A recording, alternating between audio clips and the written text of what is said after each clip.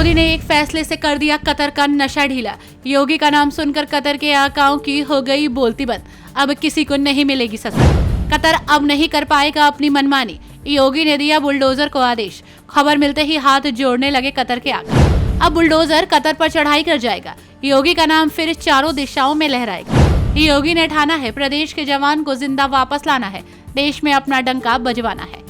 बीते दिनों आप लोगों ने एक खबर सुनी होगी। कतर में भारत के 8 पूर्व नौसैनिक अधिकारियों को फांसी की सजा सुनाई गई है। इस सजा को कतर के तानाशाही रवैये से जोड़कर देखा गया था। जैसे ही इस बात की खबर पीएम मोदी को लगी, तुरंत ही योगी को फोन मिलाया और ऐसी रणनीति बनाई कि अब कतर के आकाओं के भी हाथ पैर खुल गए हैं। बाबा के बुलडोजर की कार्रवाई की चर्चा जब कतर पहुंची तो वहां के लोगों का 1 मिनट में नशा ढीला हो गया। बाबा के सामने मिमियाने लगे। ये मामला योगी के लिए तब और अधिक गंभीर हो गया जब पता चला कि जिन 8 लोगों को कतर में सजा सुनाई गई है, उनमें से एक यूपी के आगरा का भी है। योगी तो योगी ठहरे, वो अपनी प्रजा के लिए किसी भी हद तक जा सकते हैं और किसी को नहीं बख्श सकते, फिर चाहे वो सुदूर देश कतर ही क्यों ना हो। हम आपको कतर में भारत के पूर्व नौसैनिक अधिकारियों को सजा सुनाए जाने के पूरे मामले से तो रूबरू कराएंगे, लेकिन उससे पहले आप हमें बता दीजिए कि क्या आप भी बुलडोजर बाबा के फैन हैं। अगर हाँ तो कमेंट में जय श्री राम जरूर लिखें।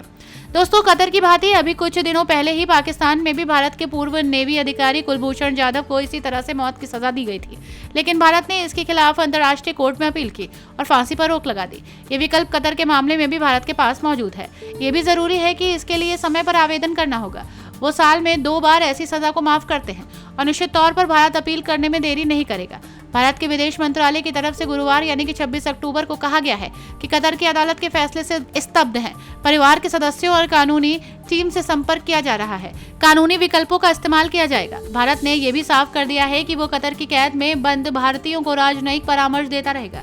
कतर ने जिन लोगों को सजा सुनाई है वे captain Navtej Singil, captain Saurabh Vashisht, commander Purendra Tiwari, captain Virendra Kumar Verma, commander Suganakar Pakala, commander Sanjeev Gupta, commander Amit Nagpal और नाविक रागेश है। इन्हें कतर की खुफिया एजेंसी ने गिरफ्तार किया था। इन भारतीयों ने नौसेना में लगभग 20 साल तक काम किया है।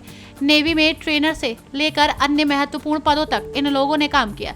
विदेश मंत्रालय इनके परिवार के संपर्क में है और साफ कह चुके हैं कि उन्हें भारत की ओर से हर तरह की कानूनी सहायता दी जाएगी। बताया जा रहा है कि इन लोगों को जैसे ही खबर लगी, उनके मामले की कमान बुलडोजर बाबा को सौंप दी गई। ये सुन ये लोग फूले नहीं समाये, क्योंकि उन्हें पता है कि बुलडोजर बाबा के सामने किसी की नहीं चलती। Bureau report, TNF today.